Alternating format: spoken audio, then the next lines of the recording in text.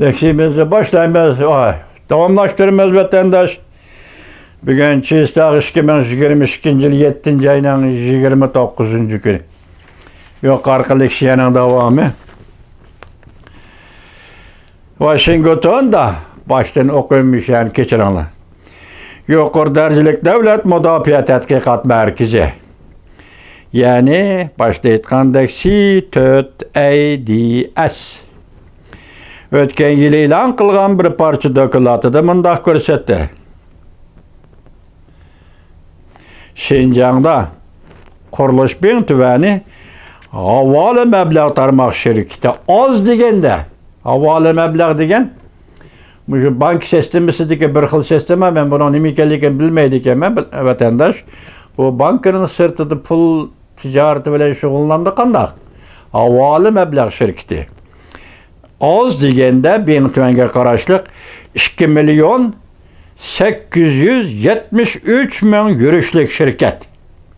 Bulup Saudi istihbarat şirketi, yani dünyada şunda bir teşkilat var iken Saudi istihbarat şirketi Sayari Labis'nin statistiklik malumat aşkar edildi ki Şinjan'da müstemlik Uyg'uristonda qurilish Ben tüveni bevosita yoki vositalik boshqaradigan mülk bütün yer sharida 862 ming shirkatga bog'langan va shu shirkatlarga chetishlar. Vatandoshim, Ben tüven Uyg'urni ezidi ekan. Iqtisodiy jihatda Uyg'uristonda monopoliya qilib olgan ekan. Hazır bunun chet el şirketleri bilan bo'layotgan savdo tijoratda jirildi. Yani bugün aytganda mecburi emgak silinayotgan Uyg'urlarning qon teridan, Uyg'urlarning emgakidan foydalanayotgan Ben tüven aralashgan Ben tüvenge chetishlik yer shardagi shirkatlarning umumiy soni 862 ming.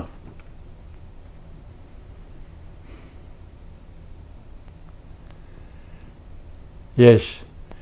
Ve tuyg'u bo'lsa siz bilan men buni nima deb o'ylaymiz, nima deb tushunamiz vatandoshlar. Bevosita yoki vositalik Ben tüvenge bog'langan, Ben tüvenge chetishlik bütün yer shardagi shirkatlarning soni 862 ming. Xato yezib oldimmi deb 3 qatim qarab tarjima qildim, bana 862 ming shirkat. Uyghur halkı yer şardı 862 ming şirketke kol bulup işlavatıdı.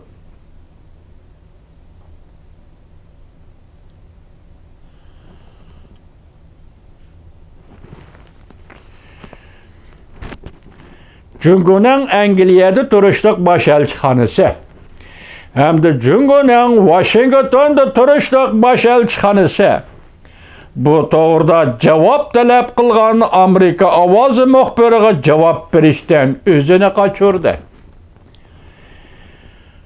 Jungo hukumati o'tmishda bir necha qatim mundaq ko'rsatgan edi. G'arb dunyosining Şinjan to'g'risida, mustamlik Uyg'uriston to'g'risida irq yo'qotish, majburiy emgak to'g'risidagi ayblashlarini oydurup çıkarılan sepsete dep görsetken edi Xitay hükümeti. Amerika hükümeti. Allaqachon Jungo hükümeti Şinjan'da mustamlik Uyg'uristonda yo'lga qo'ygan bostirish, irq yo'qotish jinoyati va insoniyatga qarshi jinoyatlarni jinoyat sodir qildi deb bekitdi. Gollandiya, Angliya, Kanada parlamentleri hem de nurgulluğun kişilik hukuk teşkilatları Jungo hükümetinin Şinjan'da, mustamlik Uyg'uristonda yo'lga qo'ygan irq yo'qotish jinoyatini aybladi. Bu yıl 6. ayının 1. günü Amerika Qo'shma Shtatlar hükümeti Uyg'urlarni mecburi emgakka selishni cheklash qonunini icra qilishni yo'lga qo'ydi. import savdogarlari bu mahsulot mecburi emgek bilen işlenmegen degan isbotni elib kelmigicha Şinjan'da, yani mustamlika Uyg'uristonda ishlangan mahsulotlarning Amerika bozorlariga import qilinishini umumyuzlik chekladi.